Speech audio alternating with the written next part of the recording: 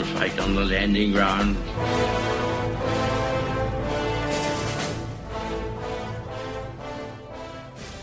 Thank you for joining us. You are listening to A Radio, and this is the Morning Moment.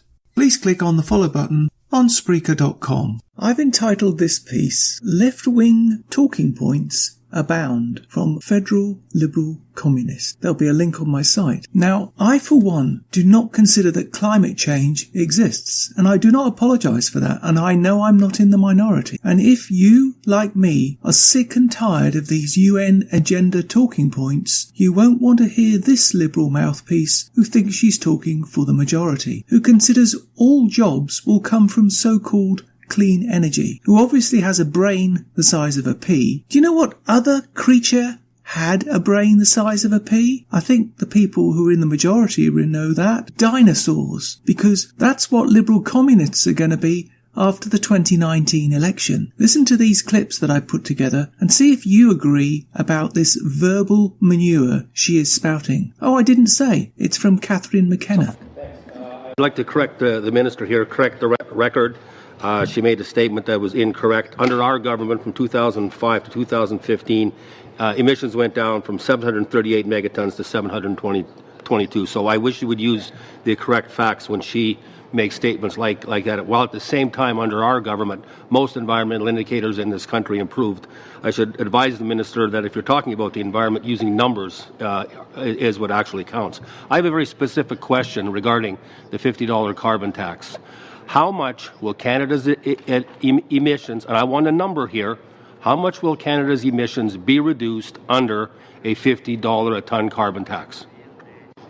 Well, thank you very much. I would like to say that a large part of the emissions that went down in Ontario is because of the coal phase-out. So a shout-out to the Government of Ontario for taking action that improved health and also built a cleaner environment. As I said, it's important to understand that putting a price on pollution is part of our broader climate plan. We believe in numbers, so we spent a lot of time modeling. We also worked closely with provinces and territories. And with each province and territory, each province and territory is different, and they are taking, they are the ones who are implementing the system that's consistent with our benchmark. And as I say, 80% of Canadians live in a jurisdiction where there's price on pollution. What is the number of the reduction? And the good news is that all the jurisdictions that have a price on pollution, the 4 provinces, Alberta, BC, Ontario, and Quebec, are the fastest growing provinces in the country. So it's great to see that you can put a price on what you don't want pollution so you can grow your economy. Quite clearly, the minister is simply unable to provide a number, which is clearly ridiculous. When I ran the environmental program at a paper mill, we installed a wastewater treatment plant, and we knew exactly how water quality would improve because of the installation of that plant.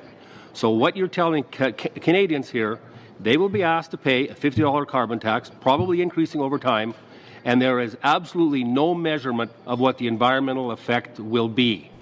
You can find more at aradio.wordpress.com, where you can find links to us on Twitter, Facebook, Instagram, iTunes, iHeartRadio, Gab, and email. We are continuing to reach out to you, so please pass on the links.